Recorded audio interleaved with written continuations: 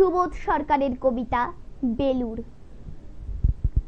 আমি একটা কোণায় দাঁড়িয়ে দেখছিলাম দুটি ছেলে গেরুয়া বসন পরে মন্দিরের সিঁড়ি মুছছিল।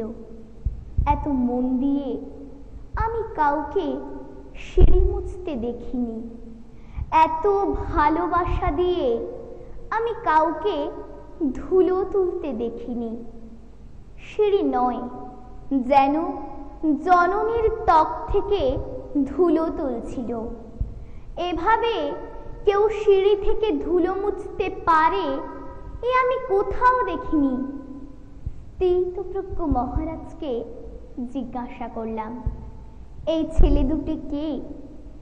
মহারাজ মৃদু হেসে বললেন, একজন নিউক্লিয়ার ফিজিসিস্ট, একজন IBM এর 6 লাখ টাকার চাকরি ছেড়ে এখানে এসেছে, সিঁড়ি ধুতে এসেছে।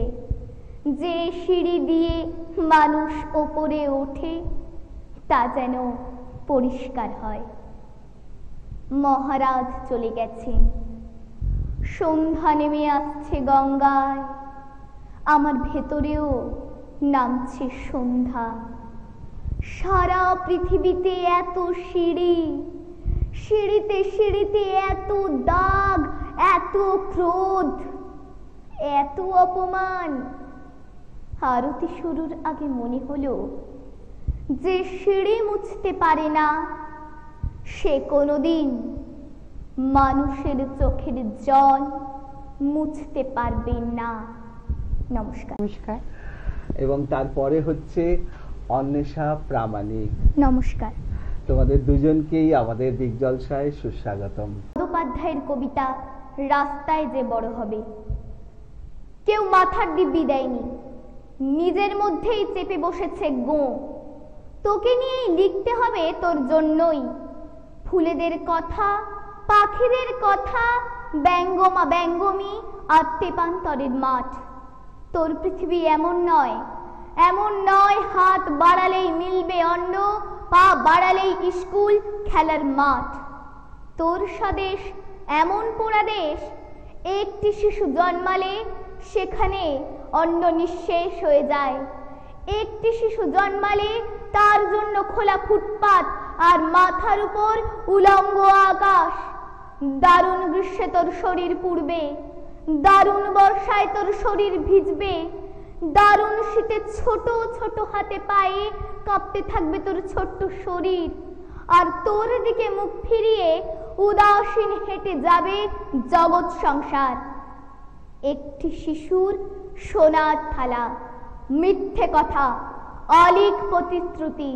তোর চাই নতুন বর্ণমালা, অয়ে অন্ন, আয়ে আশ্রয়। বড় তোকে হতেই হবে, যেভাবেই হোক বড় তোকে হতেই হবে।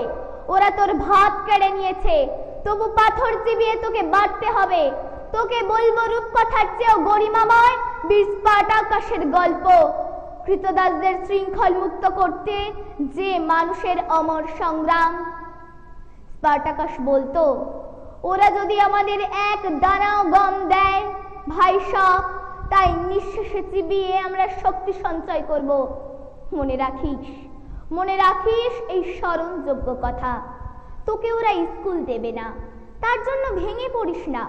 তোর জন্য খোলা রইল পৃথিবীর পাঠশালা। আমাদের প্রিয় লেখক গোর্কিও শিখিয়েছিলেন পথে পথেই জীবনের কঠিন পাঠ। তার কথাতেই বলি, সহ্য করিস না, সহ্য করিস না। চারপাশের চাপের কাছে মাথা নোয়ালেই মানুষ পঙ্গু হয়ে যায়।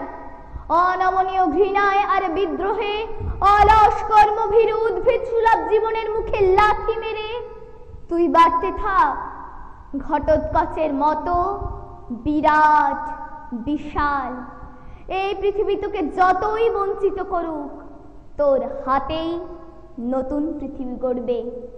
যদি তুই শিখে নিতে পারিস তালব্যস্বয়ে শ্রেণী, দন্তস্বয়ে সংগ্রাম। নমস্কার। দারুণ দারুণ। মানে অন্বেষা, তুমি